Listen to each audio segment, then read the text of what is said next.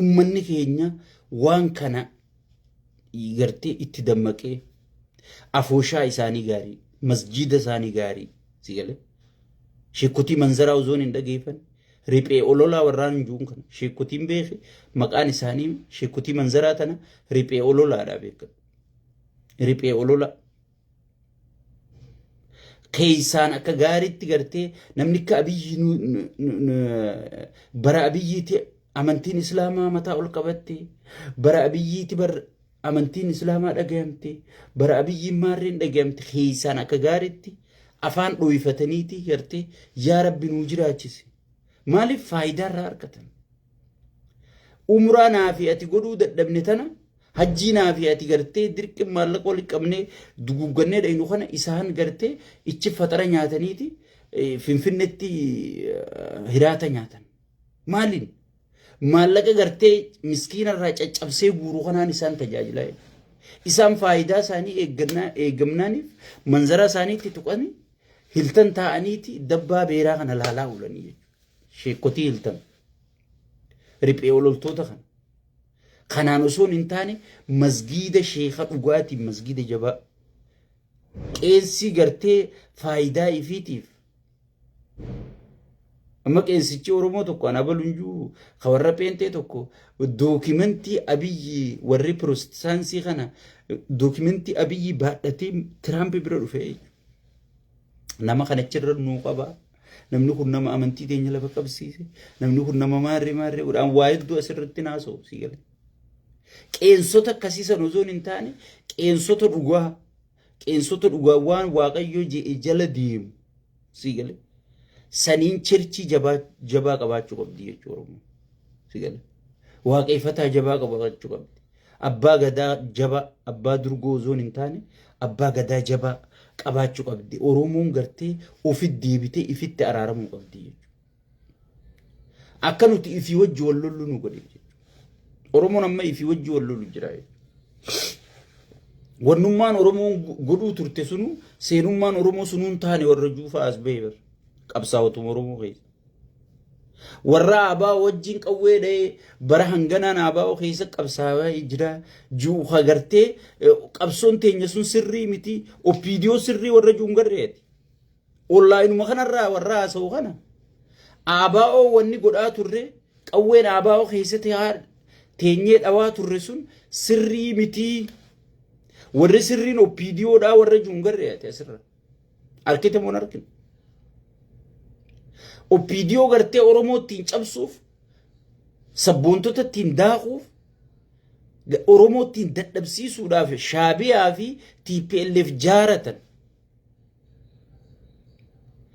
tagartee mooraan oromoo burjaajiidhaan mooraan oromoo waan gartee burjaajoyteef rabbiin carraa kennee fi opiidiyoo duriis ummata oromoo gatuu turte arraas ummatuma oromoo gatuu jirtu taayee kana bar duriis abiyyumaa fi lammaa hidhuu ture bar nama biroo hidhe si fakkaatte lammuu mamma sabboona jennuun kana kanumaa hidhuu ture bar abiyyuma mamma muummicha ministeeraati jettee ilma abbaa gadaati aangoo qabate jettu kanaatu bar oromoo fannisiisuu ture tasfaa'uun camadaafaa naayiroobiidha si gale basaasee ka deebisiise hayyoota oromoo kagartee haayilaandii cidhaan irra fannisiisuu ture alamaayyoo garbaabaa faa kagartee isaa wiilcheriin taa'u qaallittii keessatti rashansiise abiyyuma bar si gale hay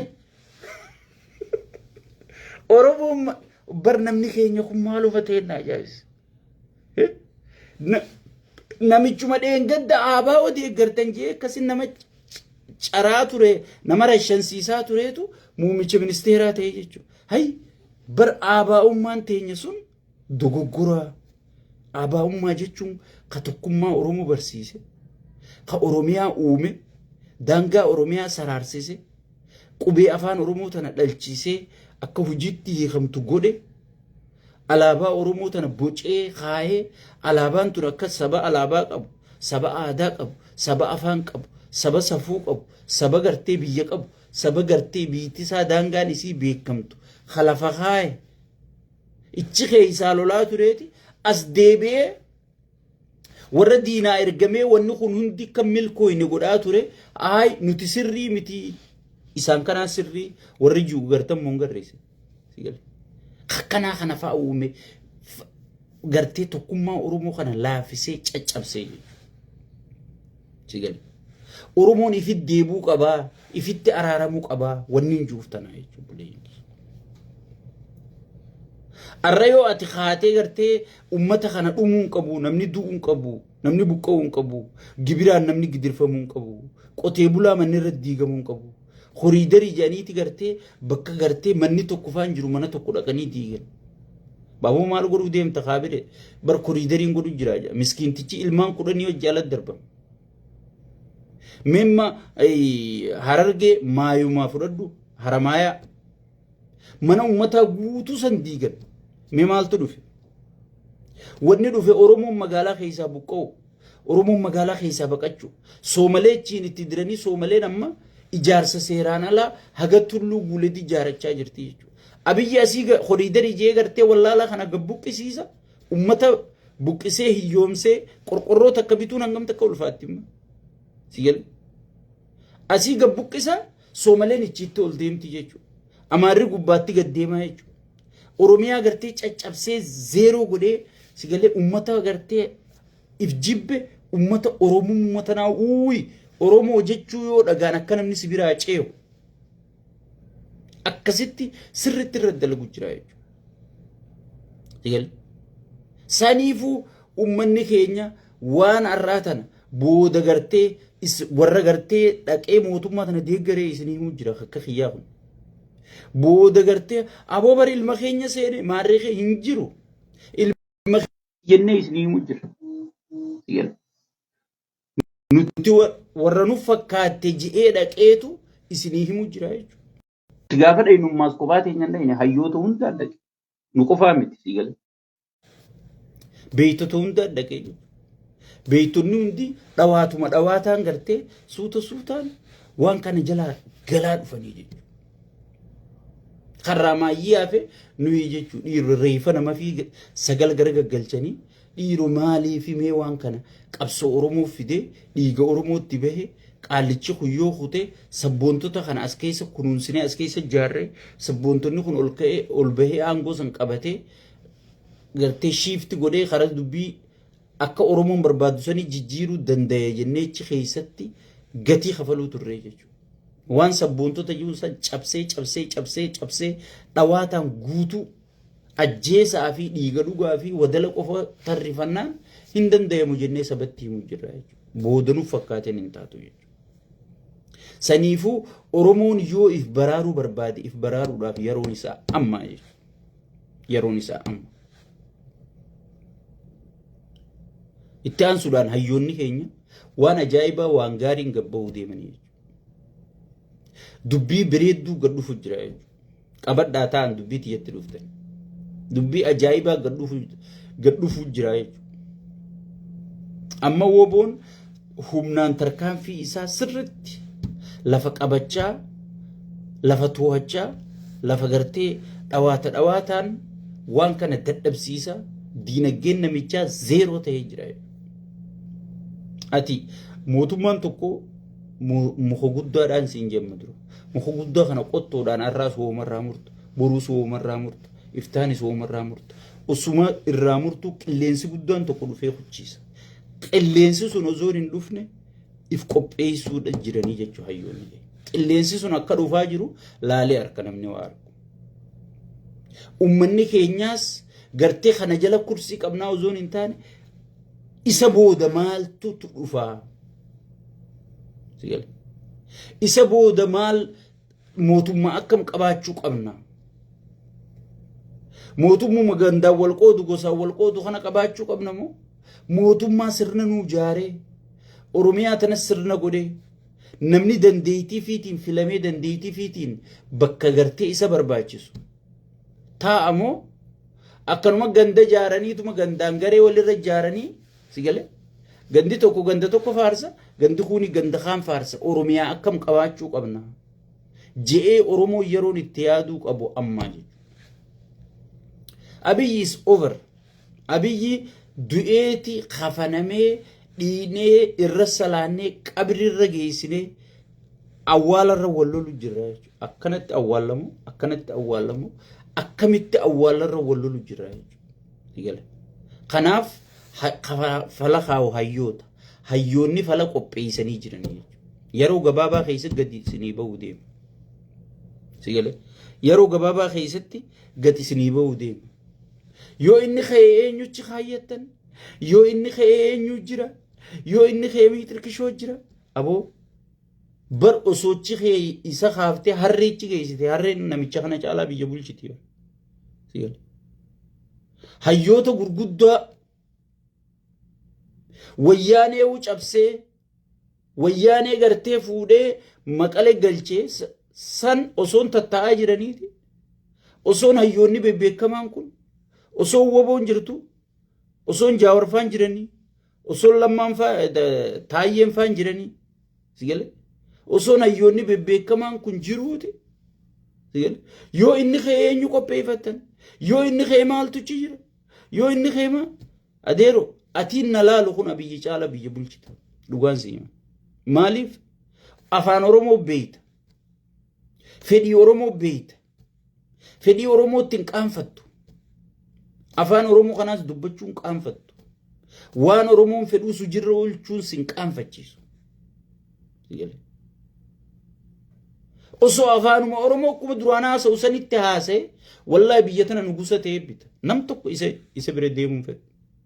Namicha gaafiin Oromoo isa biratti gartee biyya diiguudha. Namicha yoo Oromoo mirga fi gaafatte du'anurraa dhaabi jetteen biyya diiguu deema siin jiru. Namicha uummata gibiran dabali yoo jetteen biyya diiguu deema siin jiru. Namicha ni kijibdaa baharree atiin fiddooggi jeen baandaa Ijiptiiti siin jiru. Uummata ittiin kijibini. Uummata gatiin taane hin kafalchiisini. Amma Oromoo gartee ollaan guutuun Oromoo jibbu jira. Mootummaan kun osoo hayyoonni dhufee bar hayyoota kana gaafa isinin mul'ate galatoonfachuu ta'isan amma jaawarni balaaleffattanii gaafa wanni jaawar dalagu jiru tun isinin mul'attu dhufuu ta'a. Bar Oromoo biyya qabattee jenosaayidii gootii Tigree caccabsitee Amaara caccabsitee Shaabiyaa caccabsuu deemti bakka uummata jeeqaa East Afrikaati. Uummanni kun aangotti maluun qaban jedhanii bara hayyoonni biyyattii guutuu waraqaa karaa Ameerikaatii fi addunyaa barreessu jiran kun bakka nu bu'u jee hayyoonni keenya iyyee Oromoo seef godhu jira. Yaa obboleeyyan kiyya isiniin galu. Kun mootummaa Oromootii miti. Ja'aniiti bar hayyoonni kun bar akka Oromoon uummata jenosaayidii arra Amaarri maaliif jibbamanii beekta?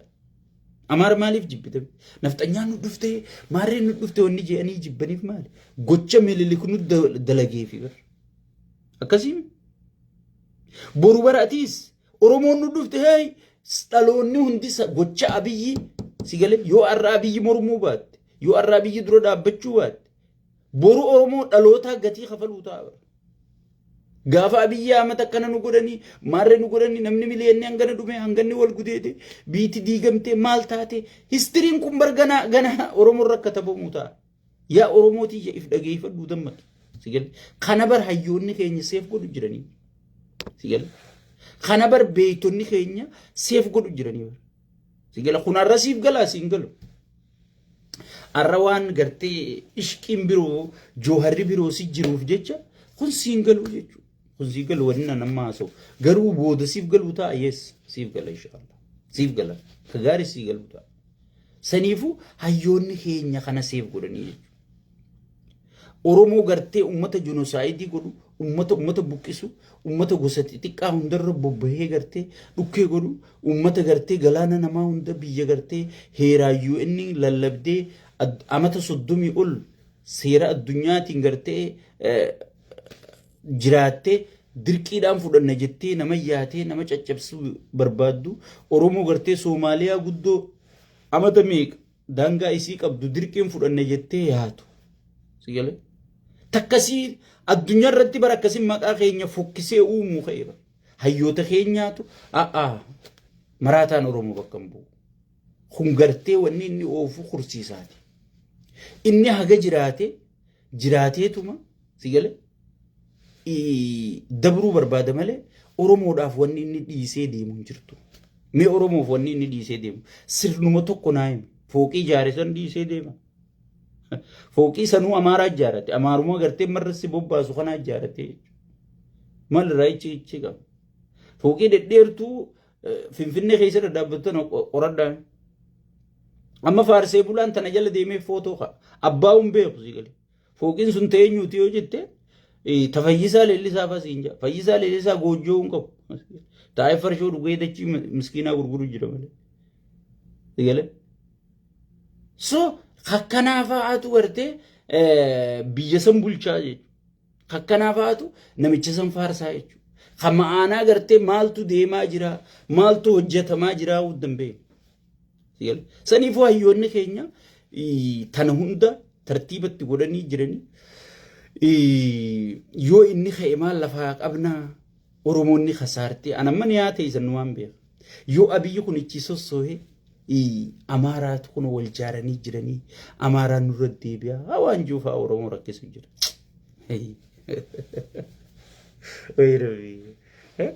Oromoo wayyaaneen guddoon sun wayyaaneen addunyaa qabde bulchite sun bulchuu dadhabdeetu amma fannoon ifiifuu gartee ganda wal qooddee waraana gandaatiin yaatu dhuftee Oromoo bulchitii.